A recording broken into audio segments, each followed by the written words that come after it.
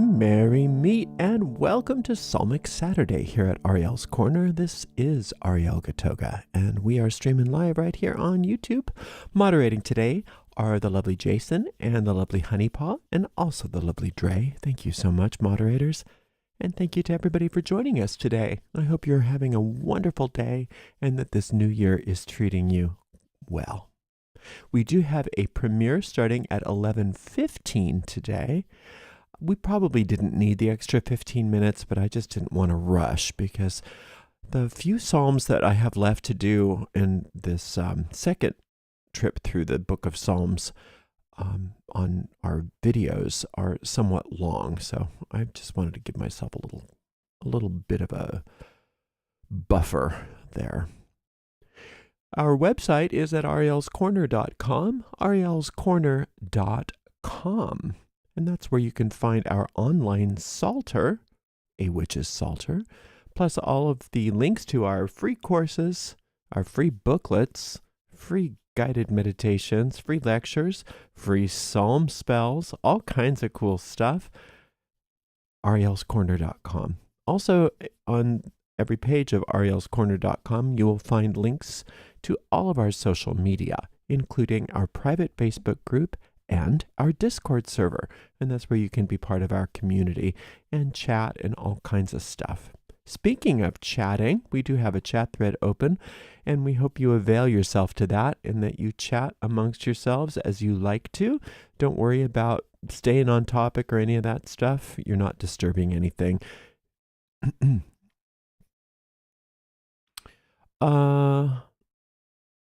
If you'd like to visit our shop, that's at arielscornershop.com, arielscornershop.com. If you want to give a donation to this channel, you can do that by going to paypal.me/arielgatoga, paypal.me/arielgatoga, or if you're here online and you feel like just giving a donation right in the chat thread, you can do that with a super sticker or super chat, or if you're watching on a restream, you could use a super thanks. We do appreciate your support. And we really appreciate you for being here today for this psalm spell. All right, let's get going with it, Ariel. Enough blab.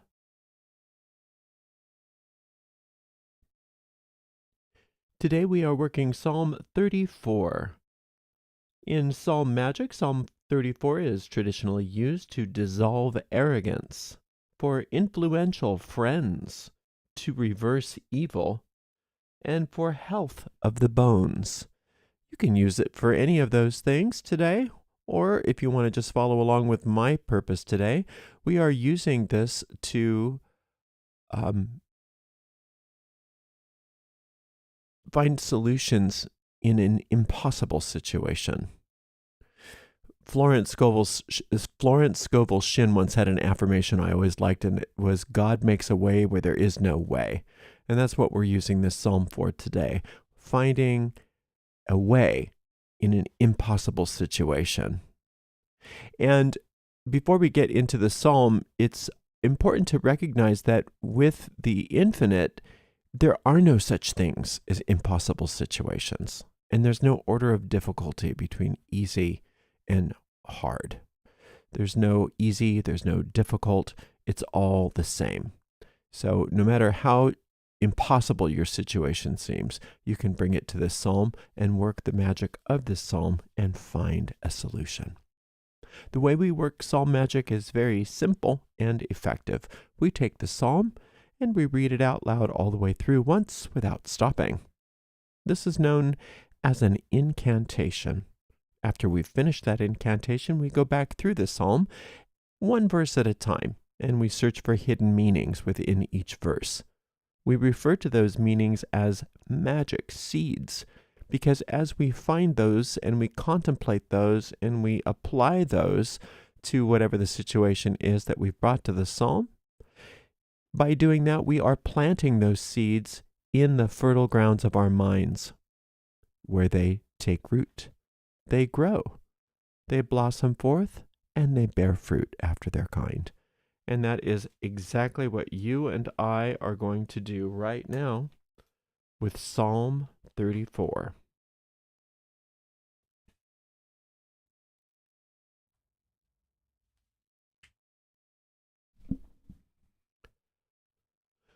I will bless the Lord at all times. His praise shall continually be in my mouth.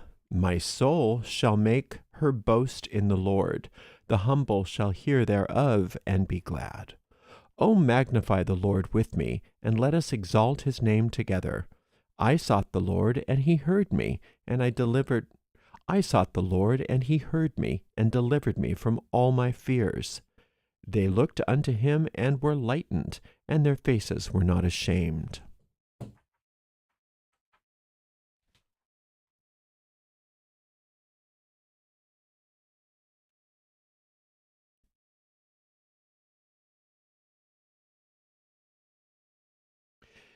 This poor man cried, and the Lord heard him, and saved him out of all his troubles. The angel of the Lord encampeth round about them that fear him, and delivereth them. O taste and see that the Lord is good. Blessed is he. O taste and see that the Lord is good. Blessed is the man that trusteth. Blessed is the man that trusteth in him. O fear the Lord, ye his saints, for there is no want to them that fear him. The young lions do lack and suffer hunger, but they that seek the Lord shall not want any good thing. Come, ye children, hearken unto me. I will teach you the fear of the Lord. What man is he that desireth life, and loveth many days, that he may see good? Keep thy tongue from evil, and thy lips from speaking guile.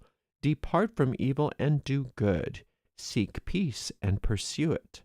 The eyes of the Lord are upon the righteous, and his ears are open unto their cry. The face of the Lord is against them that do evil, to cut off the remembrance of them from the earth. The righteous cry, and the Lord heareth, and delivereth them out of all their troubles. The Lord is nigh unto them that are of a broken heart, and saveth such as to be of a contrite spirit.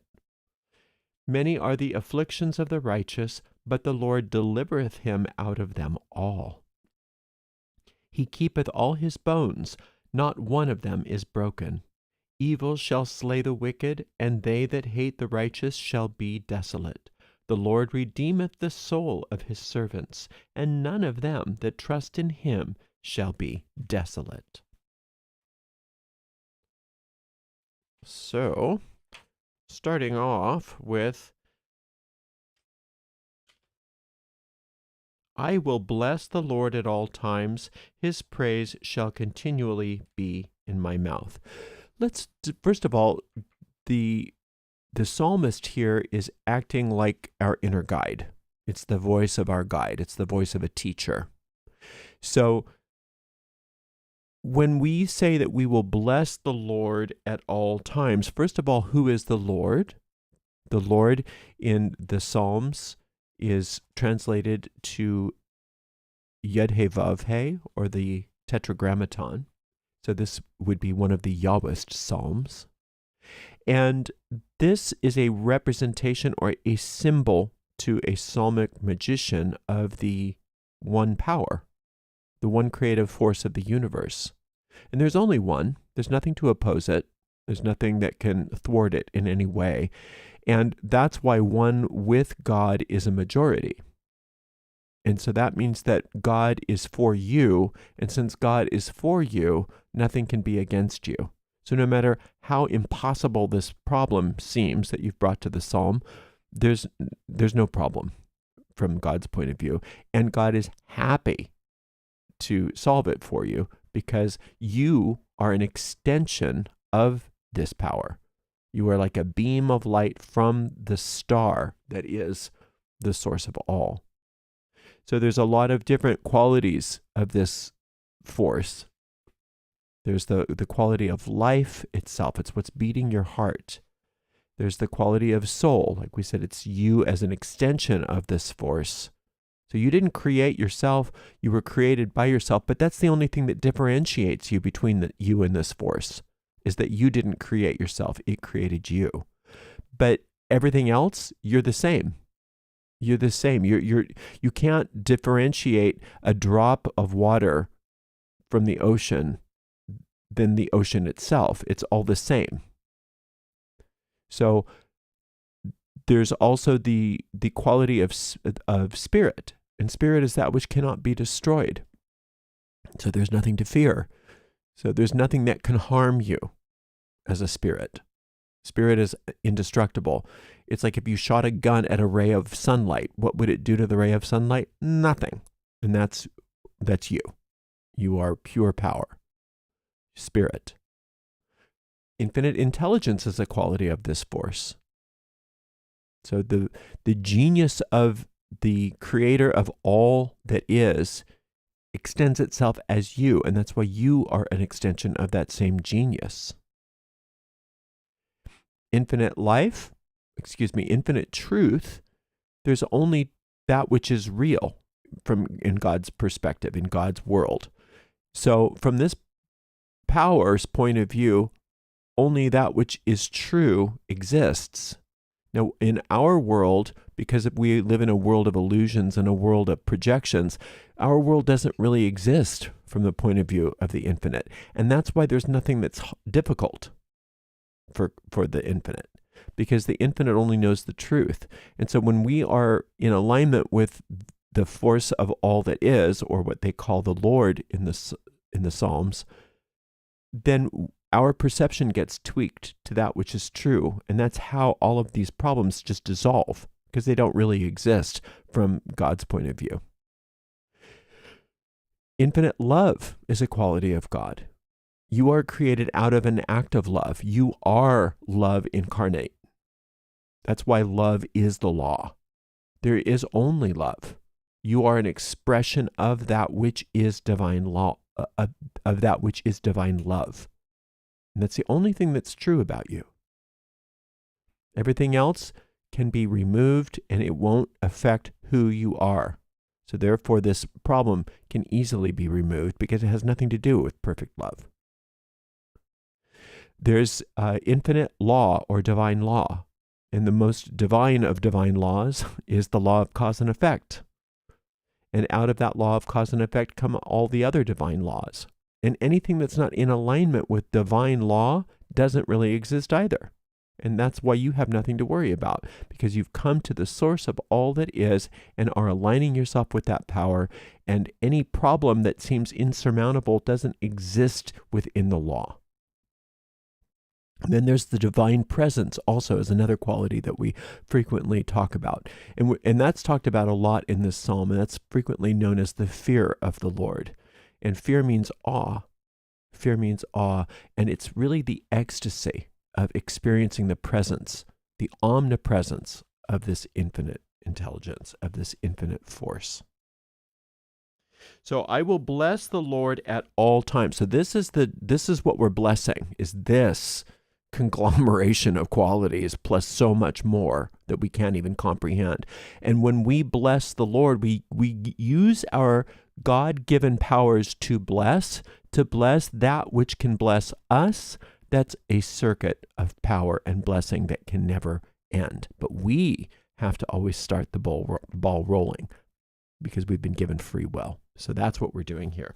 I will bless the Lord at all times, not just now, but at all times. First instruction on how to get an impossible problem solved is to bless the Lord at all times. If you're thinking about your problem, you're not blessing the Lord. So you're not thinking about your problem, you're blessing the Lord. If something needs to happen, if you need to do something in regards to this problem, you'll be told, you'll be shown. But other than that, you're going to do your very best to discipline your mind to bless the Lord at all times. His praise shall continually be in my mouth. If you're bitching and moaning about your problem, you're not praising the Lord with your mouth. So you're going to change just your behavior with how you're using your words.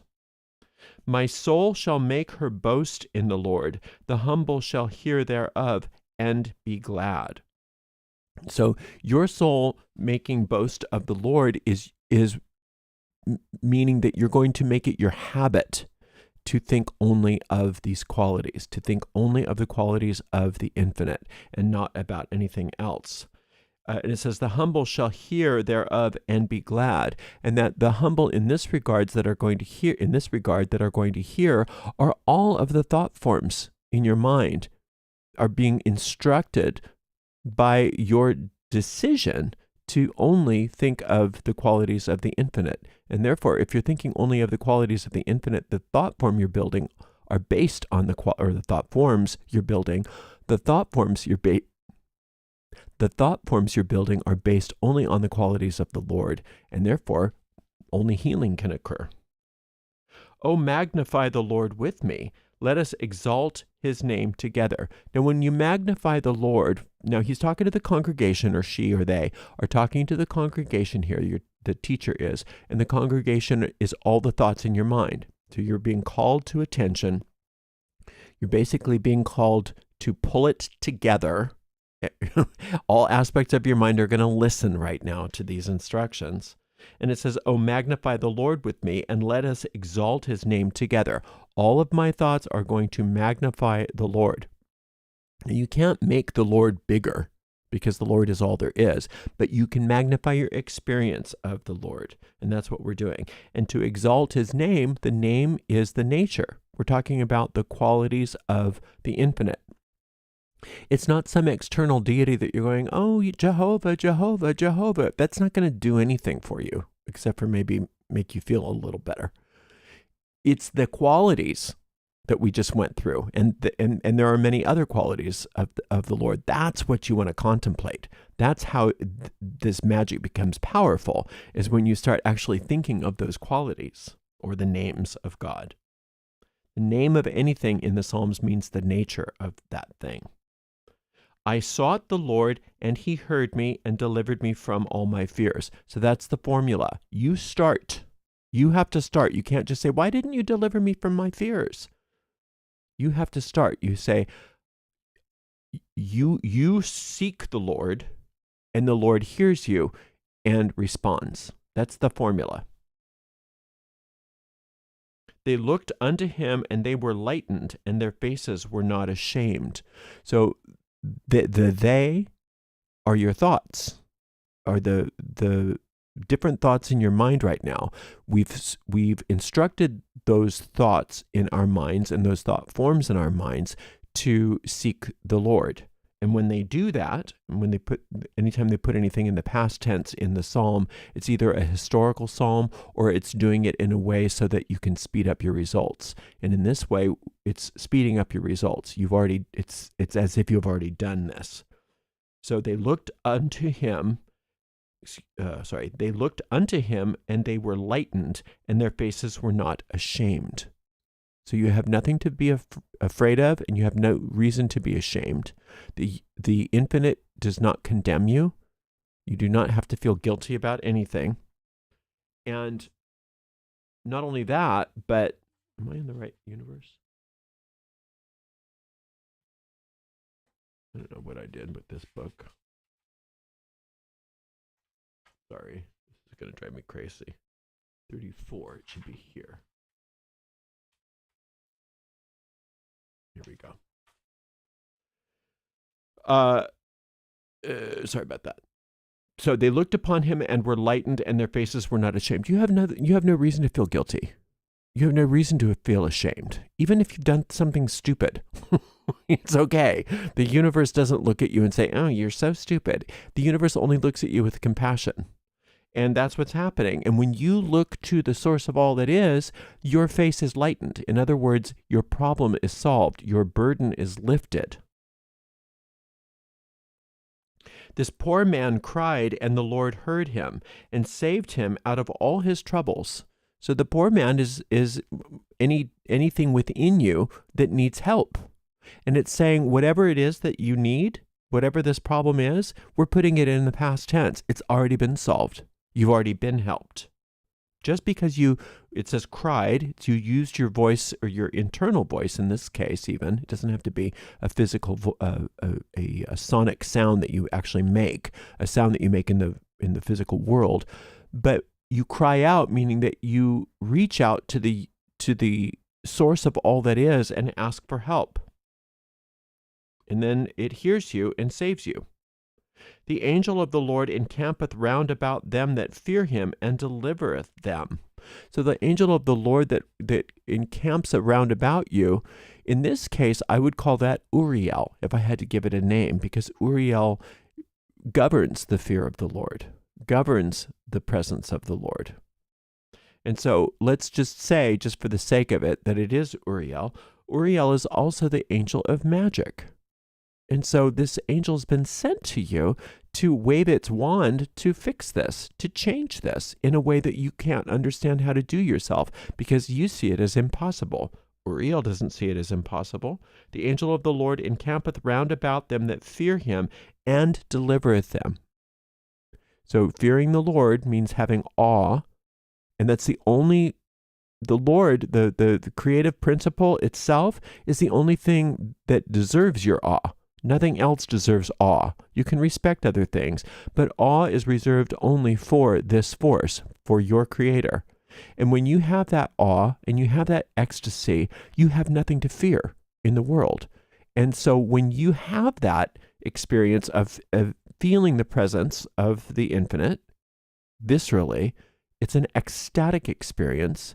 And through that ecstasy, you can think of Uriel, who's the angel of electricity. That electrical current of ecstasy moves through every part of your being and solves the problem in an instant, saving you out of all your troubles, it says. The angel of the Lord, delivering you. O taste and see the Lord is good. Blessed is the man that trusteth in him. So when it's saying taste and see the Lord is good, it's saying try it out. Experiment with this fear of the Lord thing. When you feel the presence of the Lord, notice how things change. Notice the power of that. Notice that there's electricity everywhere. Test it out. Try it out. You're going to notice it. O fear the Lord, ye his saints, for there is no want to them that fear him. So there's nothing for you to fear or want or desire when you fear the Lord. And in this case, you're being called one of God's saints. Sometimes the saints in the Psalms have a different connotation. But in this case, it's talking about you. So you're one of God's saints. You may not think of yourself that way, but God thinks of you that way. And there's nothing for you to worry about. God wants you to be happy. God wants this solved. God wants everything good for you.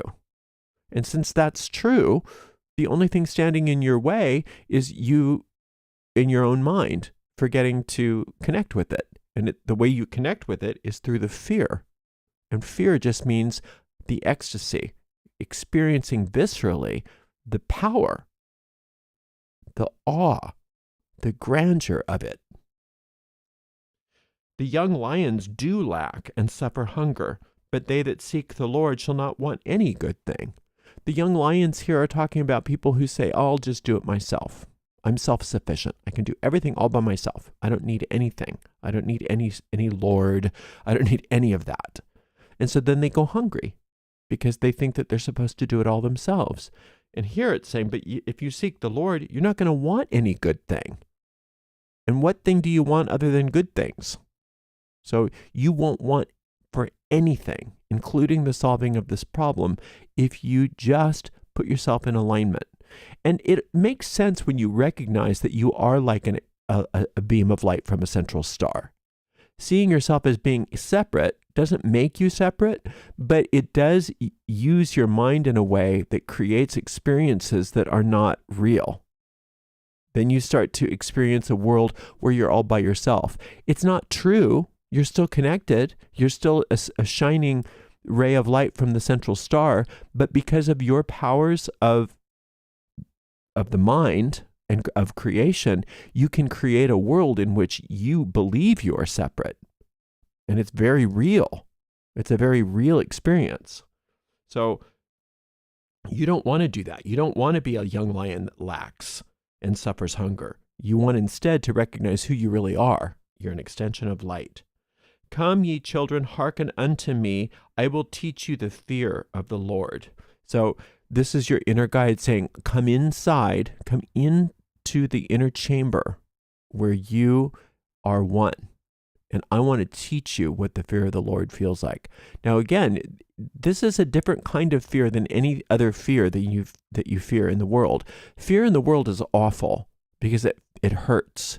Fear of the Lord doesn't hurt. It feels good.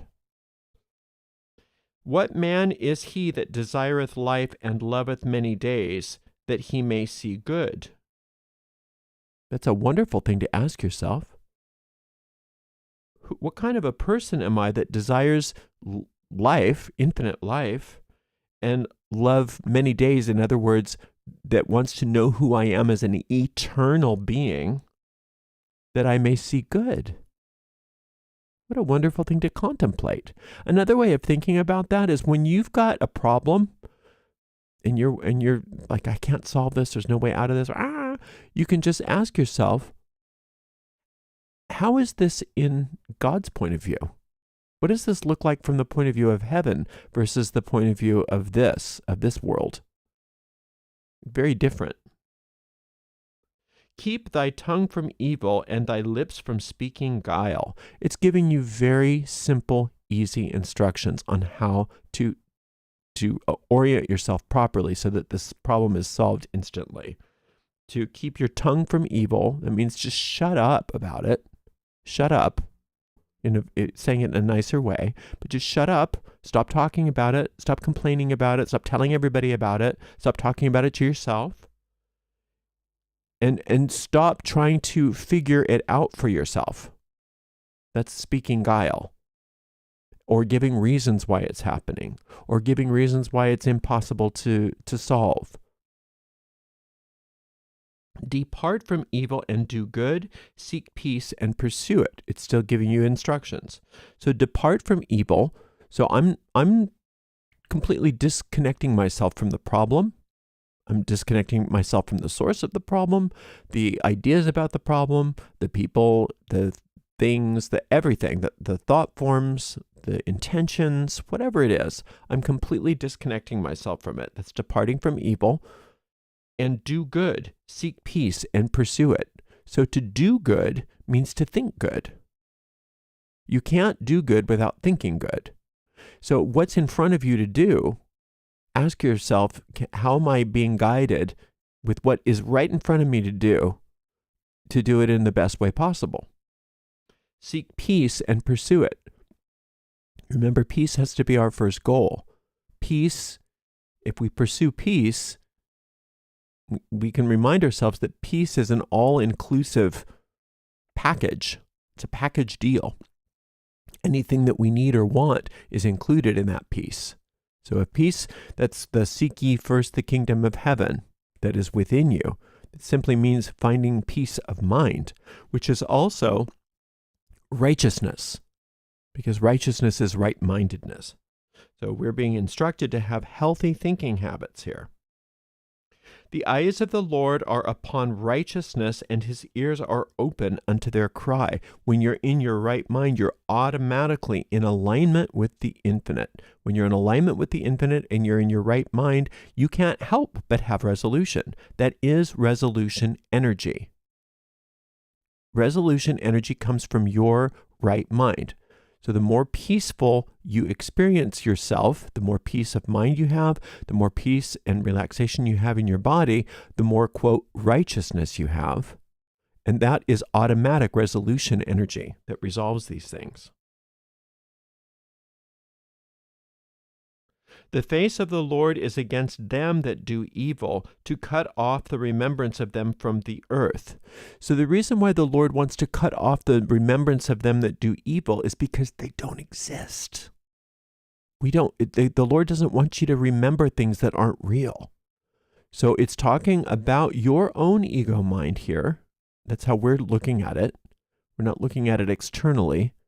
We're looking at it magically. And your own ego mind does evil because it comes from the point of view that you're separate and that nothing can work for you. And let's look at all the reasons why that it can't work for you, and let's build evidence to support the idea that nothing can ever work for you and you can't get out of this problem and that it's unsolvable. Let's make this our full-time work, to talk and see and create ways to prove that there's no way out of this. So that's what the infinite wants you to not only get cut out of your life, but not remember it. Don't think that way anymore. The righteous cry, and the Lord heareth and delivereth. The righteous cry, And the Lord heareth and delivereth them out of all their troubles. Not just this one, but all of them. There's no trouble in the Lord. And the righteous, when they cry out, meaning make that first move, when you're coming from your right mind and you reach out to the infinite automatically responds. The Lord is nigh unto them that are of a broken heart, and saveth such as to be of a contrite spirit. In this regard, the broken heart and contrite spirit means humility, means understanding who you are. The arrogance of the ego is broken at that point. The arrogance of the ego is this idea that you're nothing, that you're bad, or that you're evil, or that you're not good enough, or that you're insignificant, or that you deserve this, or that the universe is too big for you to even be cared for. All of those kinds of ideas. Those are arrogant ideas. Those things are going to get broken. That's the broken heart we're looking at. Not your heart as a soul, but the heart meaning the habitual thought patterns of the ego mind. So that's the broken heart. And the contrite spirit means remembering who you are. Remembering who you are in relationship to the infinite. You are an extension of the infinite. The only difference between you and the infinite is that the infinite created you. You didn't create the infinite and you didn't create yourself. But nothing else, there is no other difference. There is no other difference. So it's when it says the Lord is nigh unto them that are of a broken heart and saveth such as to be of a contrite spirit, it's talking about you as a soul when you allow yourself to look at the world free from the eyes of the ego and instead looking at the world through the eyes of your soul. Many are the afflictions of the righteous, but the Lord delivereth him out of all of them. Okay, so when you're in your right mind, you see around you, oh yeah, but I'm still afflicted. I still have problems.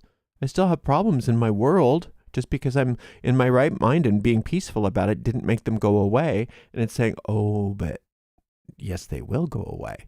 That was just the first step. So no matter what the afflictions you are, each and every one of them are going to be, you're now being delivered from. But your job is to be righteous. In other words, staying in that peaceful frame of mind, looking only to the infinite for help, and not going on and on about the reasons why none of this can ever work for you, or about how bad life is, or et cetera, that it talked about earlier. You're being delivered from each problem, not just this one, but every single one. He keepeth all his bones, and not one of them is broken. So nothing can harm you. Nothing can harm you. Therefore, there is nothing to fear. That's why we say, if you have the fear of the Lord, you have nothing to fear. Because the fear of the Lord is that pure energy, that pure ecstasy, that lightning bolt straight from Ariel. Nothing can touch you. Evil shall slay the wicked, and they that hate the righteous shall be desolate. Evil destroys itself. Everything that is a problem eats itself up, and you don't have to be part of it. You can just sit back and watch the tower crumble. Get some popcorn, sit back, and watch the problem eat itself. The Lord redeemeth the soul of his servants, and none of them that trust in him shall be desolate. So to be redeemed means to remember who you really are. To redeem yourself is to pull you out of all this nonsense and say, remember that you're this light of a star, this bright shining soul that is of the same exact fabric as its creator. That's how powerful you are. It's not how you're thinking when you're dealing with this problem. So being redeemed is having the infinite remind you of who you really are. And for some of us, when we first see that, it's almost too scary to recognize how powerful we are. It's like, oh, that can't be true. That can't be me. If that's true, I have to get a new job or something. I'm not doing enough to warrant such power, right? But it's true. The Lord redeemeth the soul of his servants. How do you serve the Lord? How do you serve the Lord? By being willing to be shown in each and every moment what to do, what to say, how to say it. That's why you have an inner guide. That's how you serve the Lord. You don't serve the Lord by coming up with, big grandiose ideas. It's in the moment. What do I do in this situation? And you're guided and led what to do. That's how you serve the Lord. Because to serve the Lord means to get back to who you are as an extension of the Lord. And when you get back to who you are as a pure extension of the Lord, all of this is just automatic. You don't have to be shown how to shine. You just do. You just shine. But in the interim, since you've forgotten who you are, the remembrance process can seem like, whoa, huge big deal, right? Because you're being redeemed. Remembering. The Lord redeemeth the soul of his servants, and none of them that trust in him shall be desolate. So if you trust in the Lord, that just means that you trust in gravity. You don't worry about gravity. You trust that the sun's going to shine in the morning. You don't worry about that. You trust that there's going to be oxygen when you take a breath. Well, all those things are nothing compared to the Lord, which is the fabric out of which your soul has been fashioned, has been extended. So if you trust in that, you have nothing to fear. You have no worries. Every single problem is solved. And so getting your mind around this is such a powerful experience. And so you just keep coming back to the same psalm each and every day until you get a sense of certainty and peace that your problem is solved and that you don't have to do anything more about it. And anything that you do anything that you do need to do will be shown to you. It'll be obvious. But other than that, you just leave it alone and you move on to something else. Thank you so very much for spending some time with me today. Until next time, blessed be. Well, we didn't really need to have that be at 11:15. I had plenty of time, but oh well, we have a 20-minute break until our premiere. I hope you do come back. At the end of this exit music, it will dump you into a link on how to get to that premiere. So you can always do that and just save your space and save your spot and go get some coffee or something and come back. So I hope we see you at the premiere. Thank you so very much to the amazing moderator team. Today we had the lovely Jason and the lovely Honeypaw, and as always, the lovely Dre. Thank you so much, and we'll see you over at our premiere. Until then, blessed be.